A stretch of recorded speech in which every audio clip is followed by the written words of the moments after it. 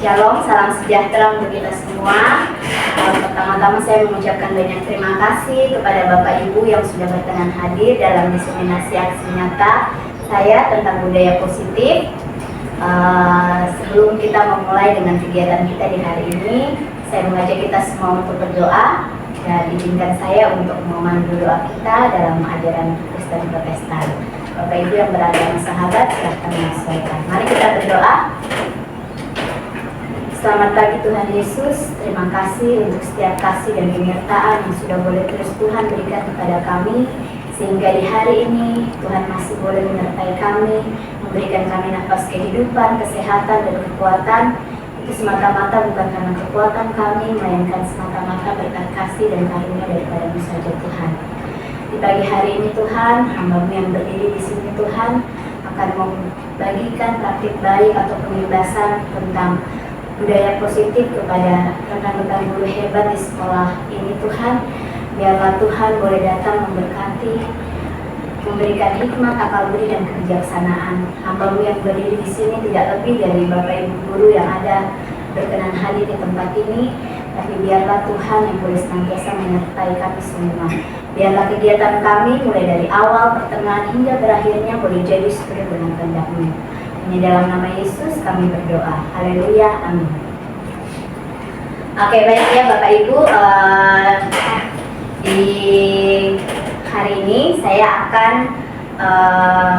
membagikan atau memberikan pengimbasan tentang diseminasi aksi nyata budaya positif. Jadi pada kegiatan ini saya sedang mengikuti pendidikan guru penggerak. Saya mengucapkan terima kasih kepada Bapak Ibu yang sudah mau mendukung saya dalam proses pendidikan saya ini. Izinkan saya untuk membagikan apa yang sudah saya dapatkan dalam pendidikan guru penggerak ini tentang diseminasi aksi nyata budaya positif.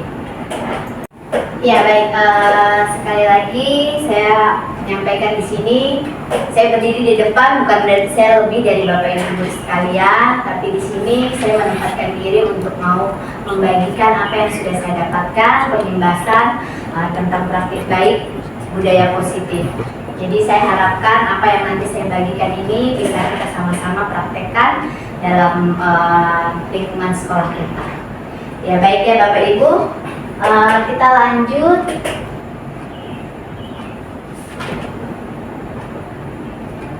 Ya, di sini ada keterangan yuk senyum selama 30 detik. Jadi saya minta Bapak Ibu guru coba untuk berdiri dan saling berhadap-hadapan. Bukan masker. Ya, saling berhadapan kemudian senyum selama 30 detik. Oke? Mungkin Pak Sam bisa bantu saya untuk menyalakan stopwatch selama 30 detik. Atau Bapak Ibu guru yang atau guru-guru yang lain ada stopwatchnya, boleh bantu saya.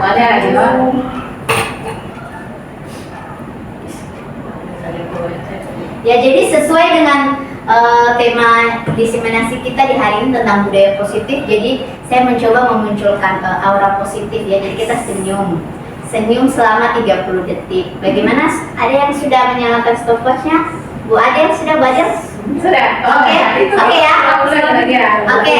1, 2, 3. Senyum. Senyum.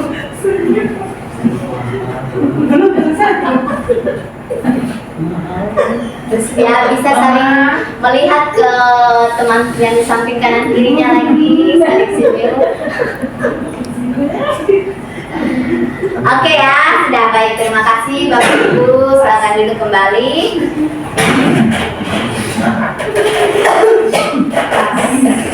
Ya, jadi dalam forum diseminasi kita di hari ini ada beberapa kesepakatan. Jadi saya memberikan pemantik. Yang pertama menghargai siapapun, kemudian yang kedua menjadi pendengar yang baik.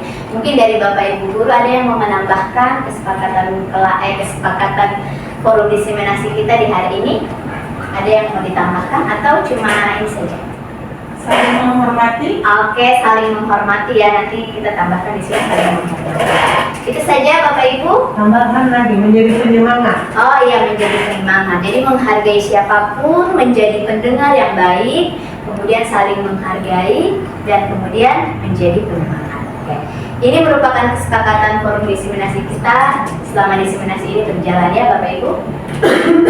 Kemudian selanjutnya, nah ini kita akan masuk di dalam materi tentang budaya positif. Nah, seorang guru yang baik harus memiliki kemampuan dalam mewujudkan budaya positif di sekolah.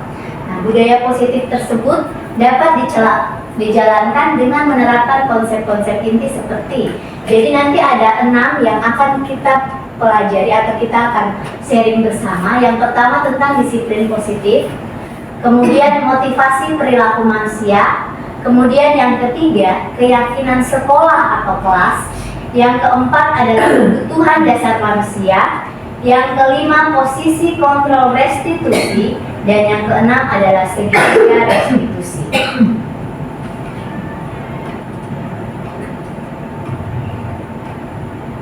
Ya, disiplin positif. Kita masuk ke yang pertama tentang disiplin positif. Mungkin dari Bapak Ibu guru sudah pernah mendengar kata disiplin positif, atau apa kira-kira yang ada di benak Bapak Ibu guru ketika mendengar kata disiplin positif? Atau mungkin dari Bapak Ibu guru sudah ada yang tahu apa itu kira-kira disiplin positif? Kalau disiplin positif, Contohnya masuk tepat waktu. ya masuk tepat waktu. Kemudian apa lagi? Ada yang Bertanggung jawab untuk sesuatu hal yang dipercayakan. Oke, bertanggung jawab untuk sesuatu hal yang dipercayakan. Ya, baik ya, luar biasa Bapak Ibu semua. Semua jawaban yang tadi Bapak Ibu guru utarakan itu sudah benar ya, mendekat dengan pengertian disiplin positif. Nah, kemudian di sini disiplin positif itu adalah suatu cara penerapan disiplin yang mengajarkan anak untuk bertanggung jawab. Baik ya, tadi jawaban dari Ibu Christine sudah betul. Dan menumbuhkan kesadaran diri berdasarkan nilai-nilai kebajikan. Jadi di sini penerapan disiplin yang dapat kita harapkan anak dapat bertanggung jawab dan menumbuhkan kesadaran diri mereka. Jadi mereka itu sadar untuk melakukan sesuatu itu. Jadi berdasarkan apa yang mereka mau dari dalam hati mereka, ya, berdasar dari motivasi intrinsik mereka, berdasarkan nilai-nilai kebajikan. Nah, apa itu nilai-nilai kebajikan? Nilai-nilai kebajikan itu nilai-nilai yang sudah berlaku di masyarakat, ya, sudah ditetapkan di masyarakat, yang sudah ada di dalam kehidupan kita bermasyarakat, terlepas dari suku bangsa, agama, budaya maupun latar belakang. Contohnya, misalnya kejujuran. Nah, itu memang sudah nilai-nilai ya. Kemudian apa lagi coba Pak Sen mungkin bisa tambahkan? Gotong royong. Gotong royong. Baik, apa lagi misalnya? Peduli, ya, integritas, saling menghargai, saling menghormati, ya, percaya diri. Nah, itu semua adalah nilai-nilai kebajikan. Nah, jadi disiplin positif ini di sini kita diharapkan untuk dapat menerapkan disiplin ini sehingga nantinya anak dapat bertanggung jawab dan menumbuhkan kesadaran diri berdasarkan nilai-nilai kebajikan yang tadi beberapa contoh yang sudah disebutkan.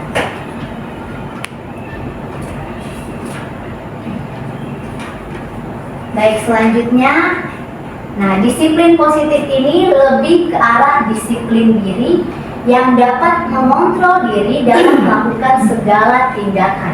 Jadi disiplin positif ini nantinya lebih ke arah disiplin dari diri yang dapat mengontrol diri kita untuk dapat melakukan segala tindakan.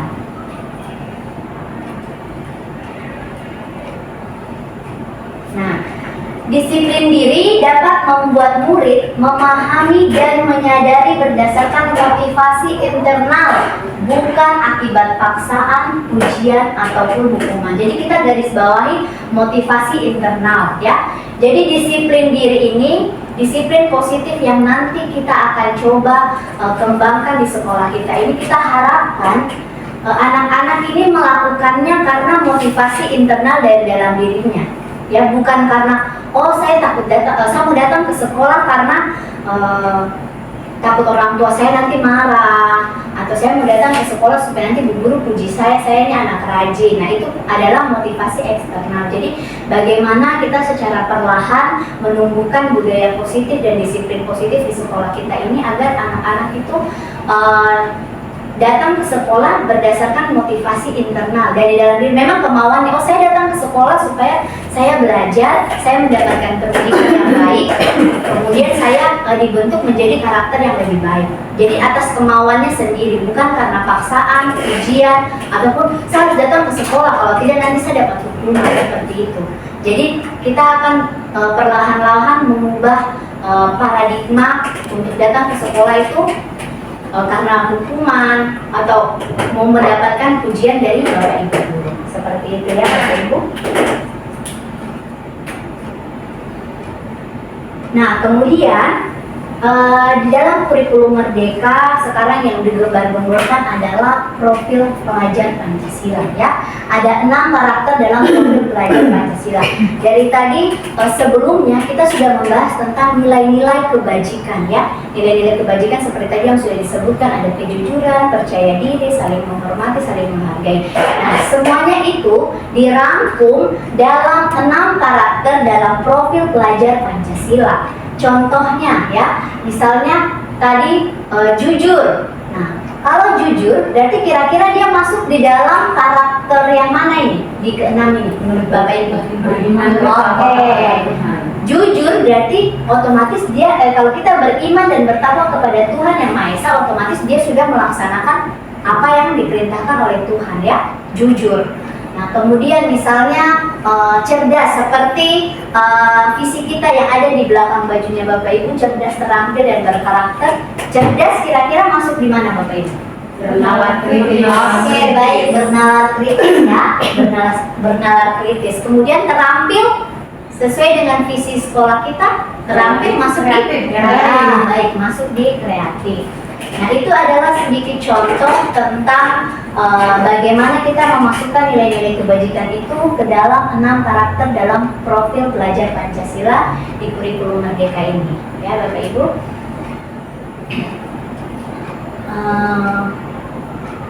Baik, selanjutnya kita masuk ke dalam motivasi perilaku manusia.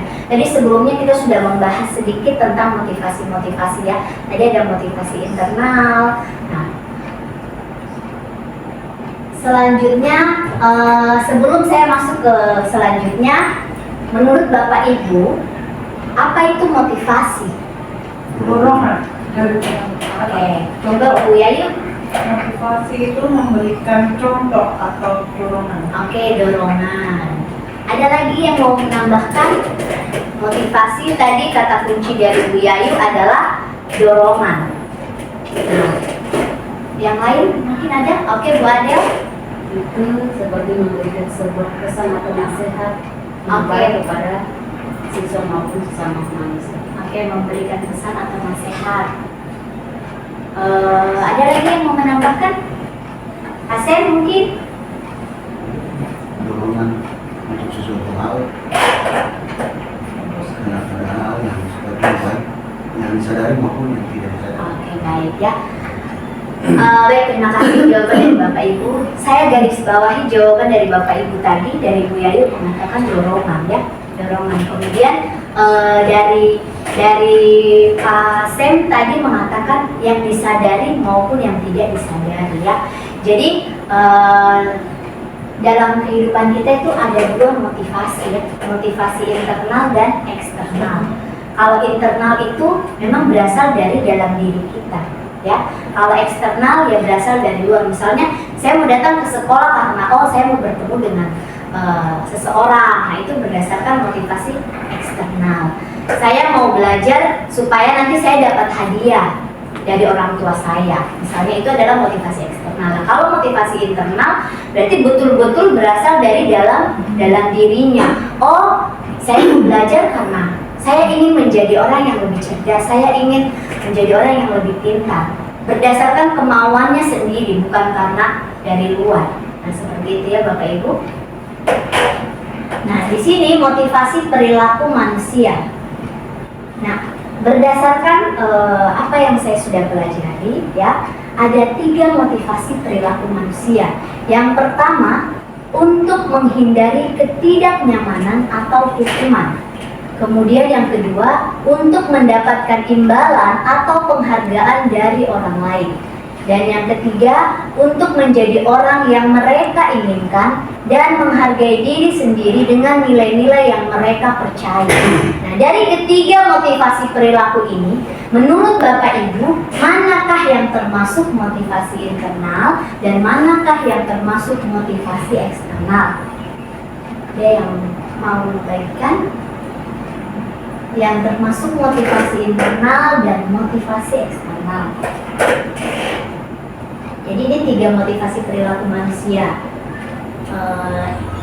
Ini yang pertama, kedua, dan ketiga. Dan tadi kita sudah membahas tentang motivasi internal dan eksternal. Nah, menurut Bapak Ibu, kira-kira dari ketiga motivasi perilaku manusia ini mana yang termasuk motivasi internal dan mana yang termasuk motivasi eksternal atau intrinsik dan ekstrinsik? Internal itu yang ketiga. Nah, menurut saya. Oke, yang internal yang ketiga. Kemudian yang eksternal Satu dan satu. Oke, luar biasa ya Bapak Ibu. Terima kasih. Jadi jawaban dari Bapak Ibu semua betul ya. Jadi motivasi internal itu dan yang satu dengan yang kedua. Jadi ya, motivasi eksternal itu karena takut mendapatkan hukuman, kemudian mau mendapatkan pujian, imbalan atau penghargaan dari orang lain. Dan ini adalah motivasi internal. Jadi mereka melakukannya itu berdasarkan keinginan mereka untuk menghargai diri mereka dengan nilai-nilai yang mereka percaya. Nah, inilah yang nanti motivasi internal inilah yang nanti kita akan bersama-sama berkolaborasi di lingkungan sekolah kita bagaimana kita membudayakan hal ini. Saya rasa ini memang tidak akan cepat begitu ya Bapak Ibu, butuh proses. Tapi bagaimana kita bersama-sama memulai dari diri kita dulu sendiri ya, seperti itu. Nah, kemudian selanjutnya tentang keyakinan sekolah atau kelas. Nah, di sekolah, menurut Bapak Ibu, apa perbedaan dari peraturan dan keyakinan? Peraturan kelas dan keyakinan kelas. Mungkin Bapak Ibu sudah biasa, mungkin pernah ikut webinar atau mungkin pernah lihat-lihat di media sosial atau mendapatkan materi tentang peraturan kelas dan keyakinan kelas. Mungkin Bapak Ibu bisa membedakan tentang peraturan kelas dan keyakinan kelas. Oke, baik ya, saya akan bagikan sedikit yang sudah saya dapatkan ya. Peraturan kelas, kalau peraturan itu dibuat oleh satu pihak ya, satu pihak. Jadi tidak ada kesepakatan antara kedua pihak ya. Kalau keyakinan dibuat bersama ya, misalnya membuat keyakinan kelas ya. Kan selama ini yang kita biasa lakukan itu kita langsung buat judulnya memang kesepakatan kelas, keyakinan kelas. Tapi itu kita bu guru atau pak guru yang buat, kemudian kita hanya tinggal lontarkan ke mereka. Bagaimana kita sepakat ya, jadi langsung atau tidak langsung kita print, kita tempel di kelas-kelas. Ini adalah kesepakatan kelas kita. Tapi itu kita yang buat. Nah, di sini nanti kita akan belajar bersama bagaimana kita membuat keyakinan sekolah atau keyakinan kelas itu. Jadi perbedaannya kalau peraturan dibuat dan disepakati oleh satu pihak saja. Peraturan dibuat sendiri. Kalau keyakinan dibuat bersama, disepakati bersama. Jadi diyakini. Seperti itu. Kemudian selanjutnya ini keyakinan ya. Nah, ini keyakinan kelas. Guru berperan dalam mewujudkan terbentuknya keyakinan sekolah atau kelas dengan adanya kesepakatan antara guru dan murid. Jadi kita garis bawahi kesepakatan antara guru dan murid. Nah, Bapak Ibu guru bisa lihat gambar ini. Minggu lalu saya sudah menerapkan itu di kelas saya ya. Jadi Bapak Ibu guru bisa lihat di depan ini tempel-tempel apa. Jadi nanti dalam pembuatan keyakinan kelas itu nanti kita memberikan pertanyaan-pertanyaan pemantik ya kepada siswa di kelasnya kita, anak walinya kita. Nah nanti saya jelaskan dulu ini, baru nanti kita bersama-sama sharing ya, belajar bagaimana cara membuat keyakinan kelas.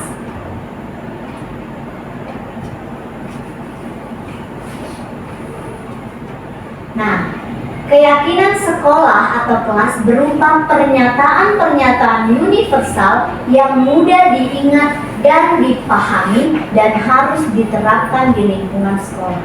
Kita garis bawahi yang mudah diingat dan dipahami. Jadi nanti ada cara bagaimana membuat keyakinan kelas itu menjadi kata-kata yang tidak terlalu panjang, ya. Oke. Nah, kita ice breaking dulu sedikit ya Bapak Ibu. Tadi saya lihat seperti serius sekali. Jadi kita ice breaking dulu sedikit. Mungkin Bapak Ibu yang berdekatan bisa saling berhadapan. Pak Sem dengan Bu Yayu Pak, atau mungkin Bu siapa dengan Bu Adel. Ya, Ibu Christine dengan Bu Adike, kemudian Pak Sem dengan Bu Yayu ya. Jadi begini ya Bapak Ibu, ice breakingnya ada hitam dengan hijau. Jadi misalnya Bu Yayu sebagai yang di sebelah kiri saya sebagai yang warna hitam, kemudian sebelah kanan saya warna hijau. Ketika saya mengatakan hitam, berarti yang memang yang bagian hitam dia berusaha menepuk tangan hijau, tapi hijau berusaha menghindar. Jadi kalau kena berarti kalah. Sebaliknya, kalau saya bilang hijau, berarti hijau yang memukulkan tangannya, berusaha memukulkan tangannya ke hitam. Posisi tangan seperti ini, menepuk begini toh. Kita praktek ya, kita contohkan dulu ya.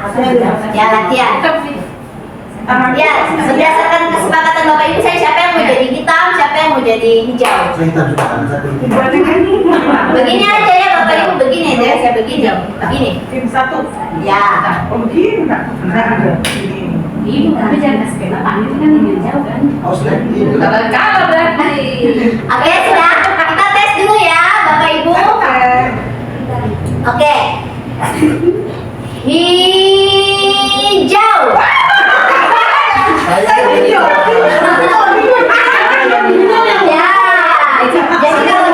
jadi kalau hijau yang menepuk, yang kita berusaha menghindar. Kalau kena berarti hijau yang kalah. Mengerti? Mengerti ya, Bapak Ibu ya. Oke, tadi itu cuma tes. Sekarang yang betul ya. Nanti yang konsentrasi. Kuncinya, kata kunci. Hijau mulutnya ada terbuka, hitam tutup. Jadi kita bisa baca. Itu kunci resep. Ya. Nanti yang menang akan mendapatkan shift dan jamu yang lebih. Oke, siap ya Bapak Ibu? Oke. Hijau.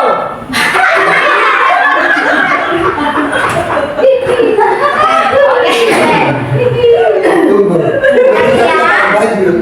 Lagi guys. Oke. Hijau lagi. Hijau.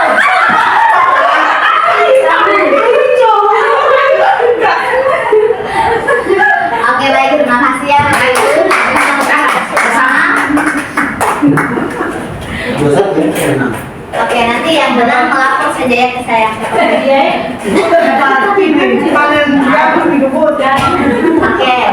Tetap dapat. Baik, kita lanjut ya Bapak Ibu. Kita sudah masuk di pembahasan tentang keyakinan kelas. Oke, jadi kita masuk dulu di kebutuhan dasar manusia ya. Kebutuhan dasar manusia, tapi saya memberikan pilihan kepada Bapak Ibu. Kita masuk langsung di kebutuhan dasar manusia, atau Bapak Ibu mau saya membagikan praktik tentang membuat keyakinan kelas. Kita mungkin praktik dulu ya. Iya. Ya, oke baik. Tentang keyakinan kelas. Jadi dari tadi sebelumnya saya sudah menyampaikan apa perbedaan peraturan kelas dengan keyakinan kelas ya.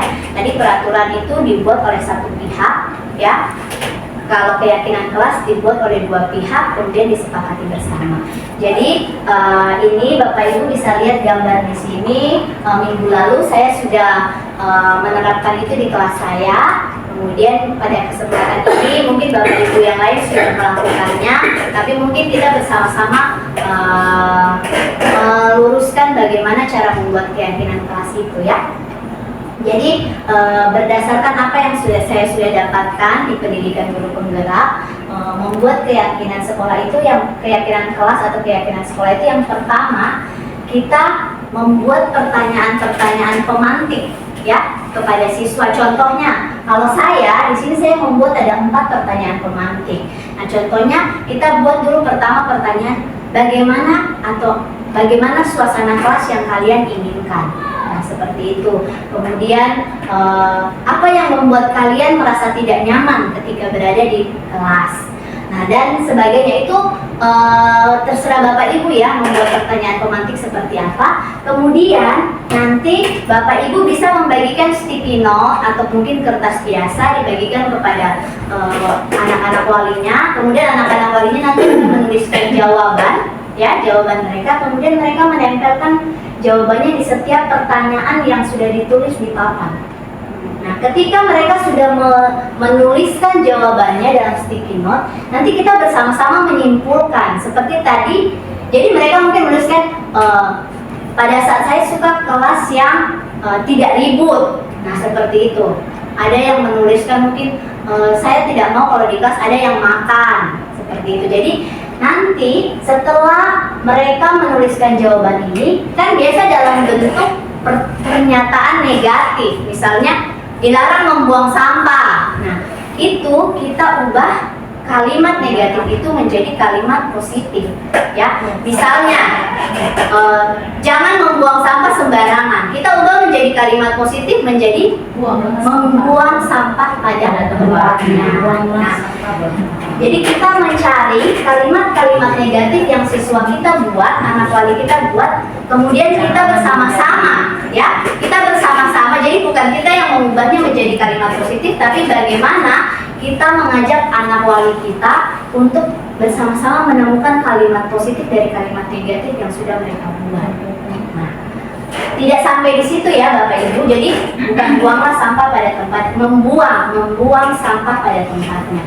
Nah, setelah kita mengumpulkan beberapa, itu kan sudah menjadi kalimat positif. Nah, setelah dari kalimat positif, kita mengubahnya menjadi nilai-nilai kebajikan, atau kita lebih spesifikasikan dia lagi ke dalam 6 karakter profil pelajar Pancasila. Ya, contohnya misalnya jangan membuang sampah pada tempatnya. Menurut Bapak Ibu, kira-kira itu masuk di nilai kebajikan apa? Ya, bisa ya, bertanggung jawab. Nah, jadi keyakinan kelas itu Bapak Ibu kita buat dalam kalimat-kalimat pendek.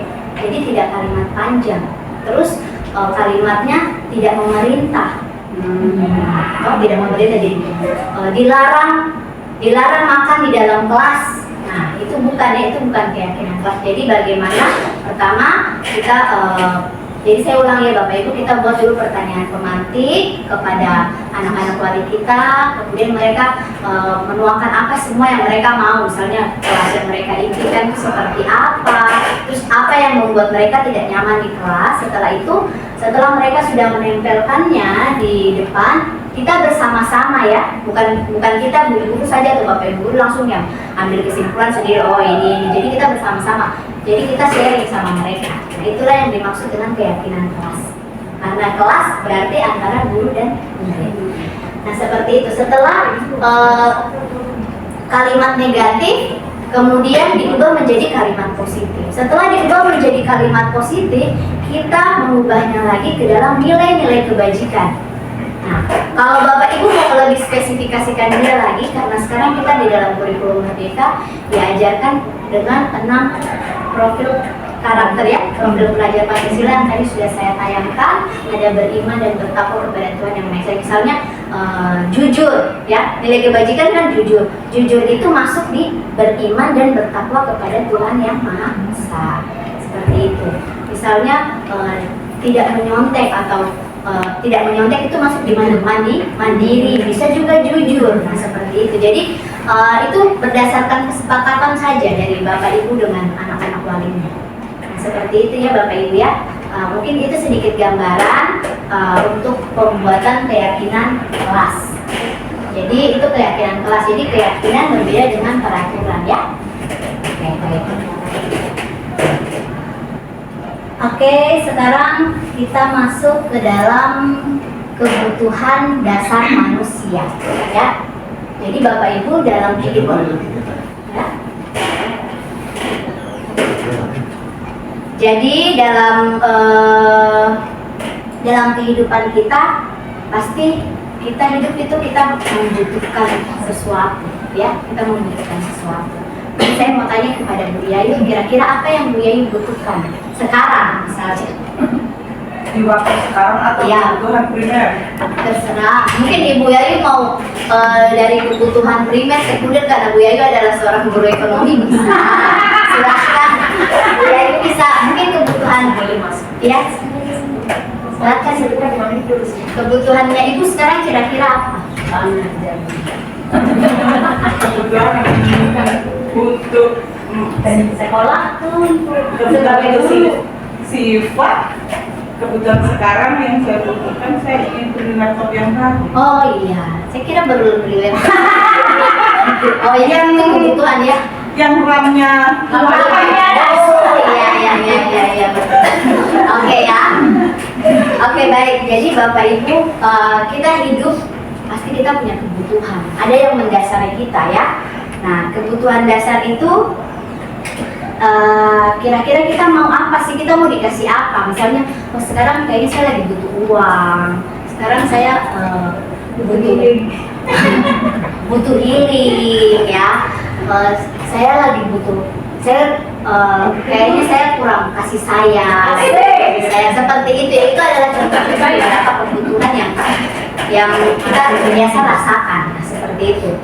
Nah, kalau kita melihat kadang kalau kita melakukan perilaku negatif, itu pasti ada kebutuhan kita yang tidak terpenuhi, ya. Biasa kalau kita ini karena kita semua sudah berkeluarga, kalau kecuali Bu ada ya, kalau kita kayak uring-uringan di rumah mungkin ada yang aduh pengen ini tapi suami tidak mengerti gitu, mau belajar ini tapi suka sipuri-puri suami tidak mengerti seperti itu. Nah itu mungkin kebutuhan apa, kebutuhan kasih sayang kah, atau kebutuhan yang lain. Jadi segala perilaku negatif yang dibuat itu pasti ada dasarnya, berarti ada kebutuhan yang tidak terpenuhi. Nah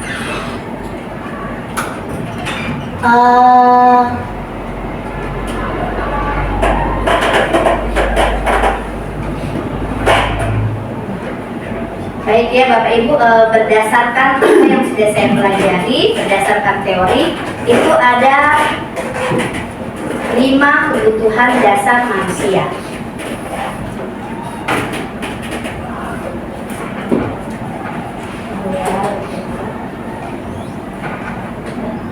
Oke, kita lihat dulu kebutuhan dasar manusia ya. Ketika seorang murid melakukan suatu perbuatan yang bertentangan dengan nilai-nilai kebajikan, ya, nilai-nilai kebajikan tadi sudah kita bahas, atau melanggar peraturan, hal itu sebenarnya dikarenakan mereka gagal memenuhi kebutuhan dasar mereka. Jadi dari tadi kita mulai dari diri kita, toh? Kita mulai dari diri kita melihat ketika kita uring-uringan, contohnya tadi kita berarti ada kebutuhannya kita yang tidak terpenuhi. Nah sekarang bagaimana kita melihat murid, ya? Bagaimana kita melihat murid? Jadi ketika seorang murid melakukan suatu perbuatan yang bertentangan dengan nilai-nilai kebajikan atau melanggar peraturan, hal itu sebenarnya dikarenakan mereka gagal memenuhi kebutuhan dasar mereka. Nah, jadi sebenarnya Bapak Ibu tugas kita sebagai guru itu memang berat ya. Kita merangkap, kita bukan hanya membagikan ilmu, tapi kita merangkap sebagai psikiater ya. Kita harus bisa membaca apa kira-kira kebutuhannya mereka seperti itu. Jadi di sini saya mencoba kita bersama-sama, saya membagikan apa yang sudah saya dapatkan untuk kita bersama-sama belajar bagaimana melihat kebutuhan dasar murid. Nah, selanjutnya ini ya, berdasarkan teori ada 5 kebutuhan dasar manusia. Yang pertama, bertahan hidup atau survival ya. Kemudian yang kedua, kasih sayang dan rasa diterima. Kemudian yang ketiga, penguasaan. Yang keempat, kebebasan. Dan yang kelima, kesenangan. Jadi ada 5 kebutuhan dasar manusia ya. Saya ulang kembali, ada bertahan hidup, kasih sayang dan rasa diterima, penguasaan, kebebasan, dan kesenangan. Nah, di sini ada supaya kita bisa lebih paham, kita lebih bisa connect cepat. Saya memberikan studi kasus ya, seperti ini Bapak Ibu. Jadi ada sebuah kasus ya. Ini hanya sebuah contoh ya Bapak Ibu. Ibu Adelia, guru wali kelas 10-2 sedang bingung menghadapi ulah salah satu murid di kelasnya. Anak murid ini bernama Tommy. Nah, beberapa anak telah mengeluhkan Tommy yang seringkali meminta bekal makan siang mereka dengan paksa. Jika Anda menghadapi situasi seperti Ibu Adel, apa yang akan Anda lakukan? Menurut Anda, kira-kira apa alasan Tommy melakukan hal itu? Kira-kira menurut Bapak Ibu, apa yang ada di benak Bapak Ibu dan tadi sudah melihat kebutuhan-kebutuhan dasar itu kira-kira apa? Kalau Bapak Ibu guru menjadi Ibu Adel, kira-kira apa yang Bapak Ibu lakukan? Panggil orang tuanya. Oke, baik, panggil orang tuanya. Kemudian apa lagi? Pendekatan kakaknya. Panggil anaknya. Ada yang langsung memanggil orang tua, ada yang panggil dulu anaknya. Kasih nasihat untuk saling berbagi. Kasih nasihat untuk saling berbagi. Oke. Nah, kita akan melihat kira-kira apa alasannya melakukan itu. Suka mengambil paksa bekal temannya ya. Nah, kalau kita lihat dari 5 kebutuhan dasar manusia tadi, mungkin misalnya kalau dia memberikan alasan ya, kita dapat menggali alasan-alasan yang dia berikan. Kalau dia memberikan alasan karena ia lapar dan orang tuanya tidak membawakan bekal makan siang, maka kebutuhan dasar yang sedang berusaha dipenuhi oleh Tommy adalah kebutuhan untuk bertahan hidup. Seperti itu. Ini kita melihat dari, nanti kita menggali alasan-alasannya kenapa melakukan hal itu. Nah, kalau jawabannya seperti ini berarti kebutuhan dasar yang ingin dia penuhi adalah bertahan hidup. Kemudian selanjutnya, kalau misalnya Tommy menjawab, oh karena saya mau ini supaya sama teman-teman perhatikan saya, caper ya, cari perhatian. Nah, ketika temannya melaporkan tindakannya itu pada gurunya dan gurunya memberitahu orang tuanya sehingga orang tuanya jadi memperhatikan dia, maka kebutuhan dasar yang sedang dipenuhi Tommy adalah kebutuhan akan kasih sayang dan rasa diterima. Ya. Nah, ini kita lihat dari jawaban-jawabannya, contoh-contoh jawabannya. Kemudian yang ketiga, kalau misalnya karena temannya jadi takut dengan dia, maksudnya dia mau supaya saya lakukan hal ini supaya teman takut dengan saya, seperti itu. Nah, itu kira-kira kebutuhan dasar apa yang mau dipenuhi Tommy? Dia ingin kebutuhan dasar yang kurang dari dia, yaitu kekuasaan. Nah, seperti itu. Kemudian alasan yang keempat, karena dia merasa bosan dengan bekal makanan yang dibawakan ibunya dari rumah, karena ibunya selalu membawakan bekal yang sama. Oleh karena itu, dia ingin mencoba makanan teman-temannya yang beraneka ragam. Maka Tommy sedang berusaha memenuhi kebutuhannya akan kebebasan. Ya, jadi dia ingin bebas. Jadi ya, yang kurang kebutuhan dasarnya yang sedang dia mau penuhi. Nah, kemudian alasan yang kelima, karena ia melakukannya karena iseng saja dan dia menikmati ekspresi wajah teman-temannya yang kesal karena diambil makanannya dan menurut dia ekspresi teman-temannya itu lucu. Ini kan anak-anak yang suka iseng biasa ya. Nah, maka berarti Tommy sedang berusaha memenuhi kebutuhannya akan kesenangan. Jadi Bapak Ibu di sini kita mau belajar bersama. Saya juga masih belajar ya. Saya berdiri di sini bukan berarti saya sudah paling wah, saya paling bisa, tapi saya juga sementara belajar untuk bagaimana kira-kira menyelesaikan permasalahan-permasalahan siswa. Bagaimana kita melihat kebutuhan-kebutuhan dasar mereka, kita menggali.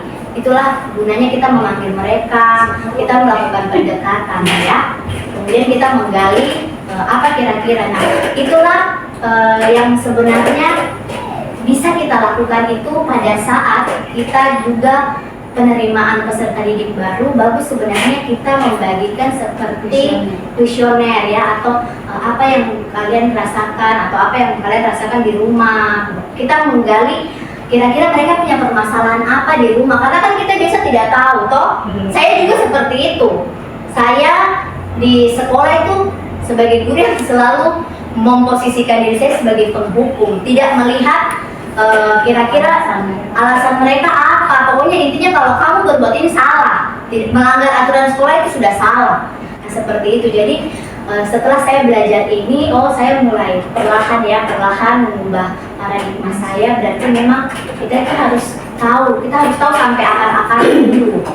Nah, itulah sebenarnya nanti kalau bisa kita bersama-sama berkolaborasi. Kalau pada saat penerimaan peserta didik kembali tahun depan, bagaimana kita membagikan kuesioner atau survei, bagaimana kehidupan mereka di rumah seperti apa, dengan kita memberikan pertanyaan-pertanyaan. Dari situ kita bisa menggali. Jadi mungkin nanti bisa dibagikan ke Bapak Ibu wali kelas ya. Kita mulai dari yang kecil dulu, Bapak Ibu wali kelas yang membaca perlahan-lahan.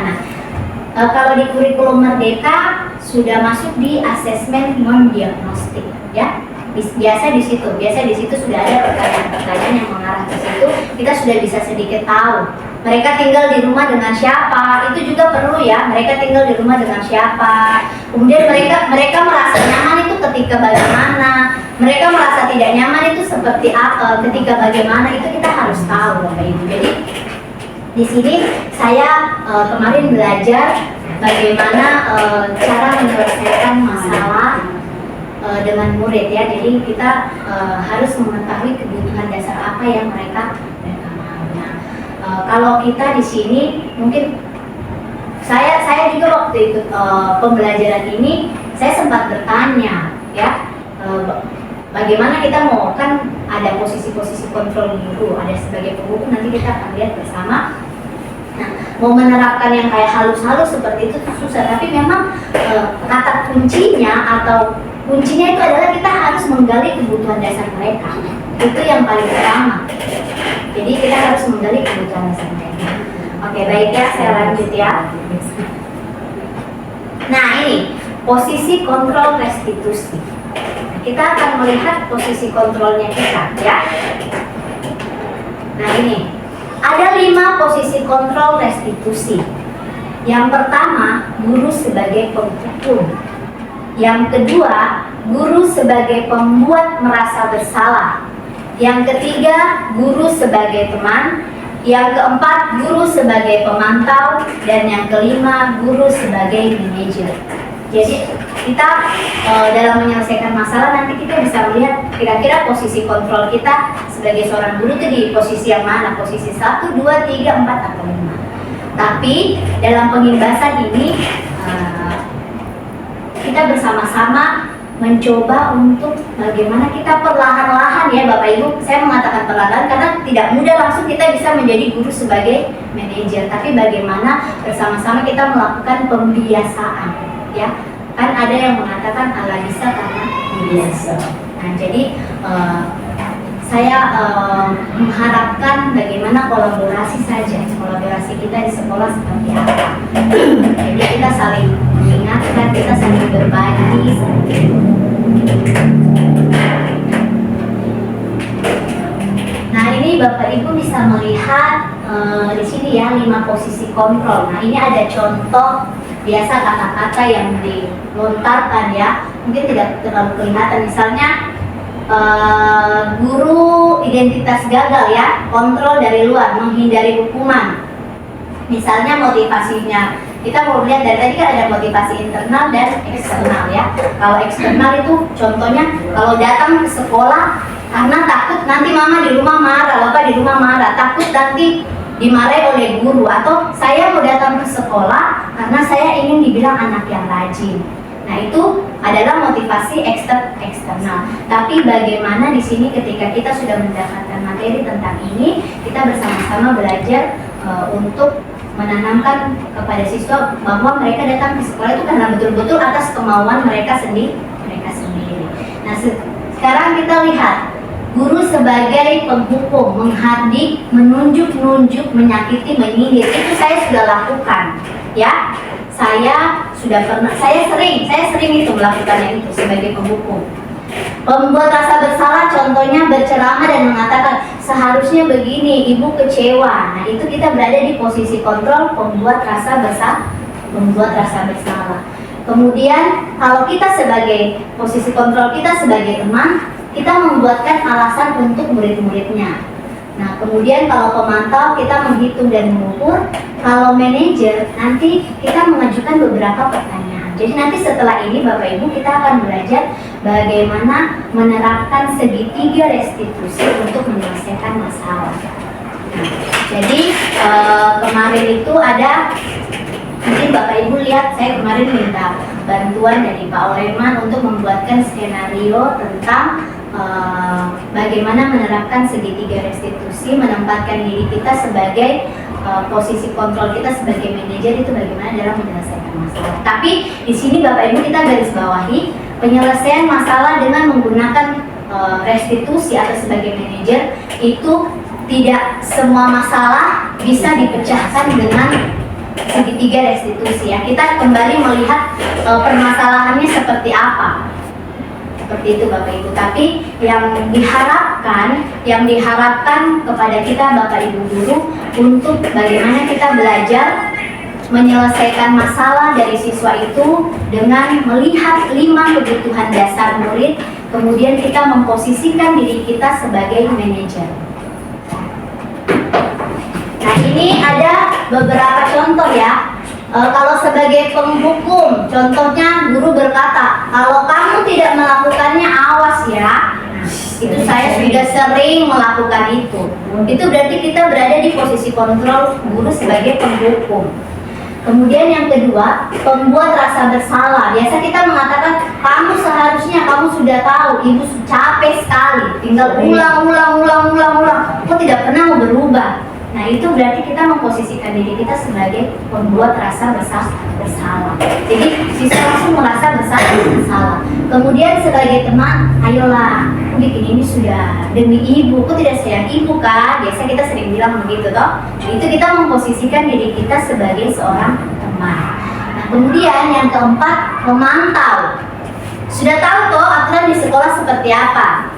Bagaimana? Kira-kira itu melanggar peraturan kan tidak? Oh ini ya, selanjutnya. Nah, itu sebagai pemantau. Dan yang terakhir sebagai manajer.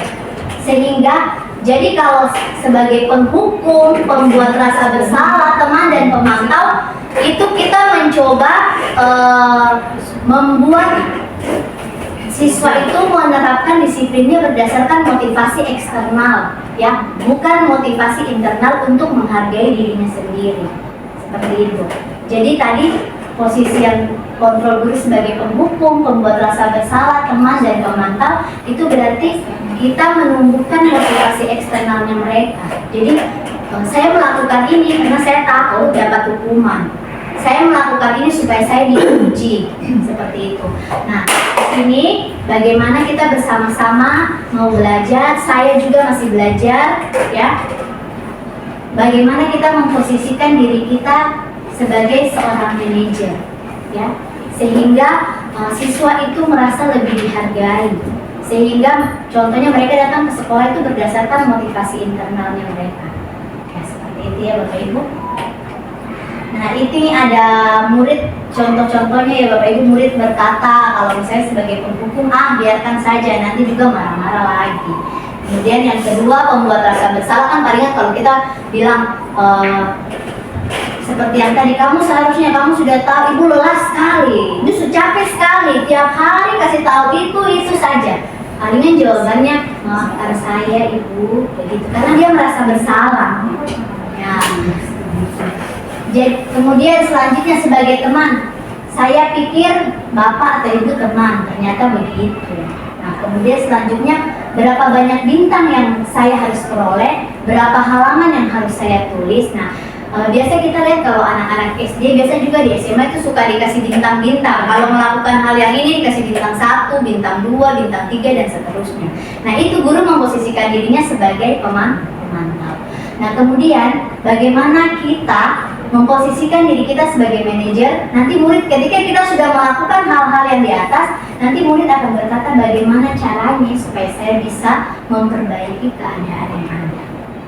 Nah, dampaknya, jadi kita melihat dampak ketika kita memposisikan diri kita sebagai penghukum, pembuat rasa bersalah, teman, dan pemantau, itu dampaknya hanya bersifat sementara, ya, tidak berlaku jangka panjang.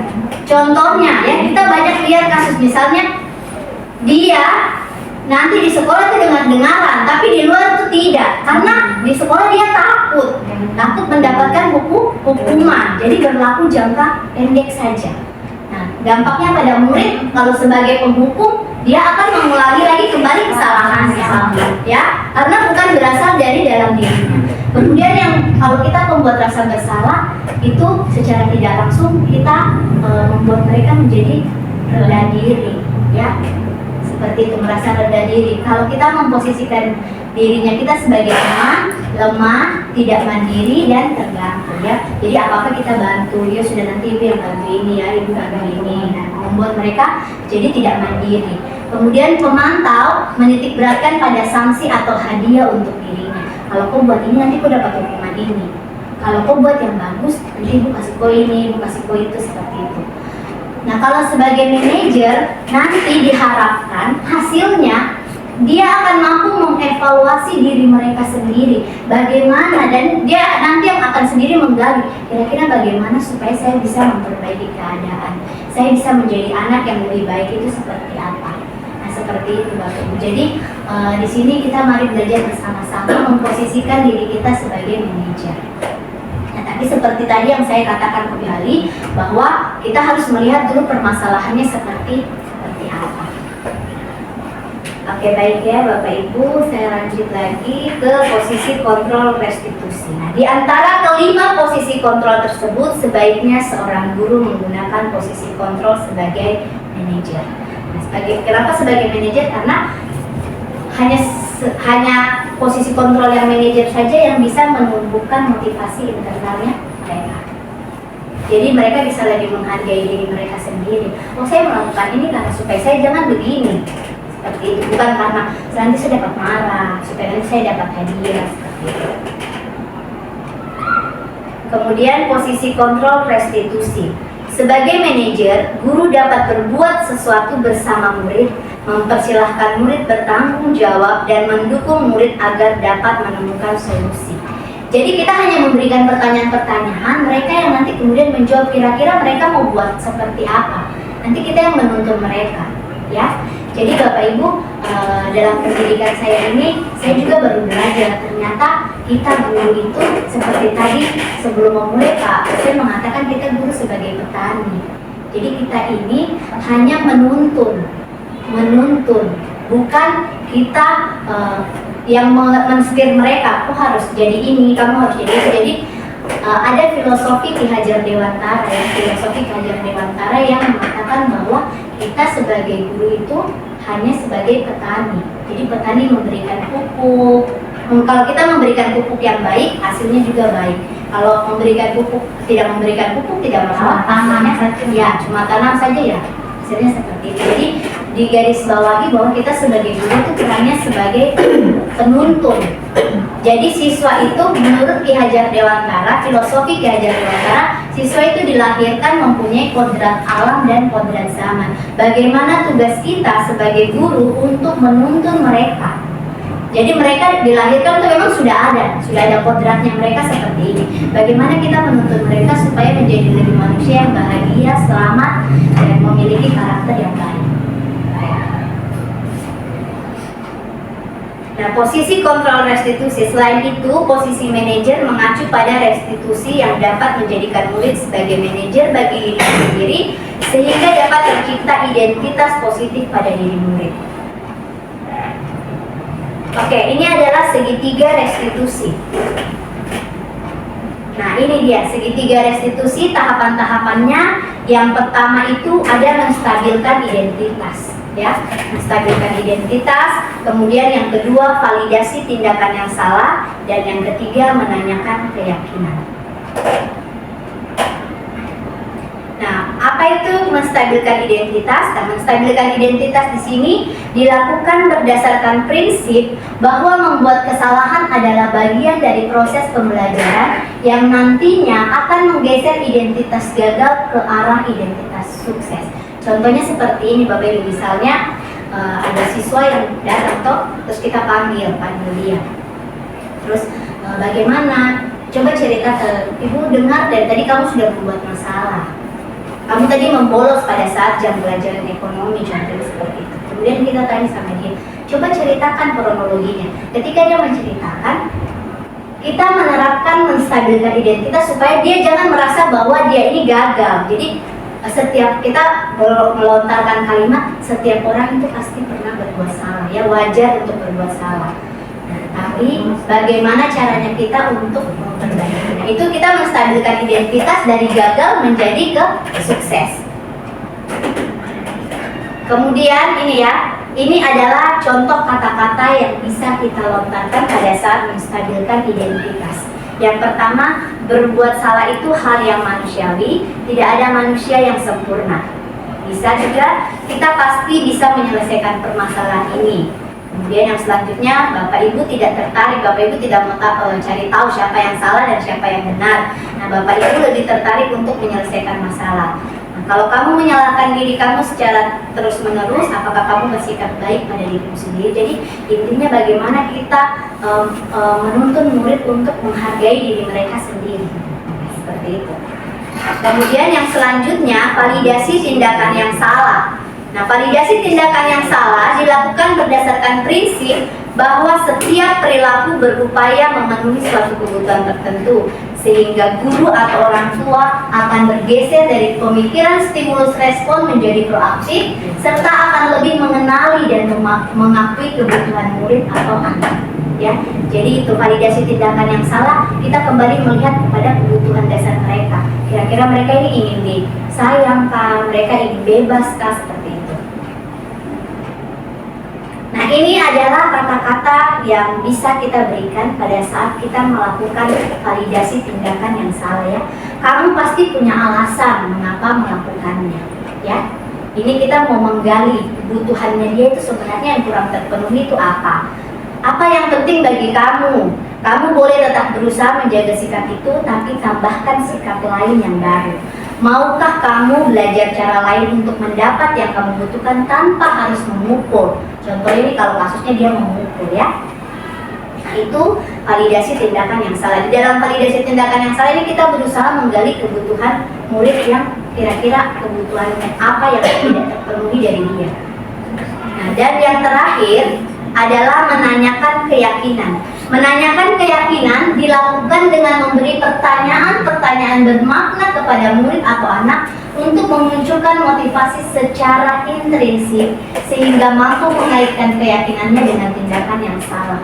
Misalnya kita sudah membuat keyakinan kelas, kita bertanya kepada dia, kira-kira keyakinan kelas apa yang kamu langgar atau tidak?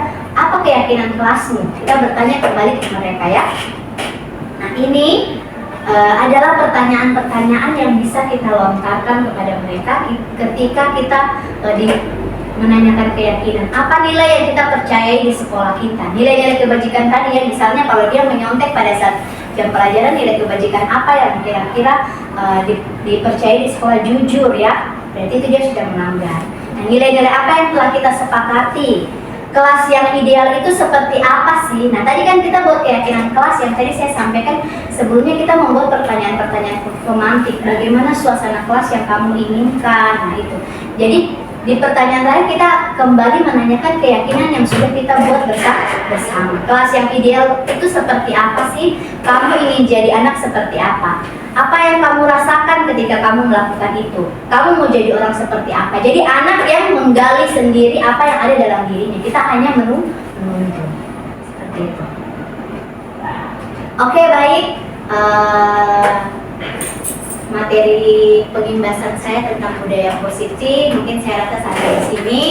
Terima kasih Bapak Ibu sudah hadir bersama-sama saya di sini.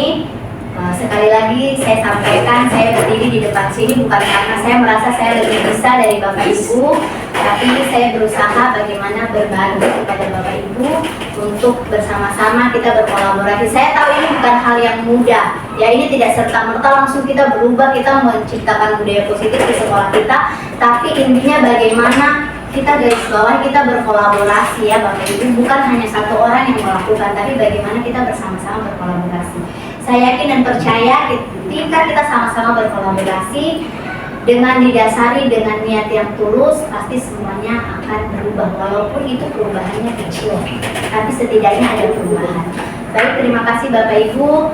Kiranya apa yang sudah saya bagikan ini tidak habis sampai di sini saja, tapi bisa kita bagikan kembali kepada orang lain. Dan yang terpenting kita bisa laksanakan itu, kita bisa bagikan itu kepada murid kita terapkan di dalam lingkungan sekolahnya kita dulu. Yang paling kecil di lingkungan kelasnya kita dulu sebagai Bapak Ibu wali kelas. Baik, terima kasih. Selamat pagi dan shalom.